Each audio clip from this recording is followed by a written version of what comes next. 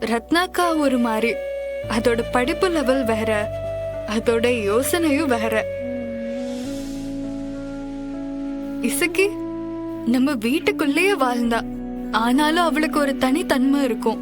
எதையும் ஒளிச்சு மறைக்காம பேசிடுவா. அம்மா தாயே, அடுத்துக்கா நீ மாமான்னு அவங்க ஒவ்வொருத்தர் பத்தியா ஆரம்பிச்சிடாத. நான் உன்னை பத்தி மட்டும் தான் கேட்டேன். அங்க தாண்டி வரேன். ஆனா எனக்கு அண்ணன் தாண்டி உலகம். சின்ன வயசுல இருந்து நான் திரும்புற பக்கம்லாம் என் அண்ணன் முகம் மட்டும்தான் இருக்கும். அதனாலயே நான் எங்க போறதா இருந்தாலும் எந்த பயமும் இல்லாம போவேன்.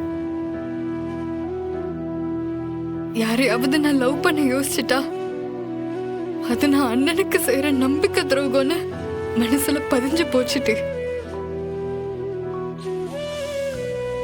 இன்றே டவுன்லோட் செய்து உங்கள் ஃபேவரட் ஷோக்களை என்ஜாய் பண்ணுங்க.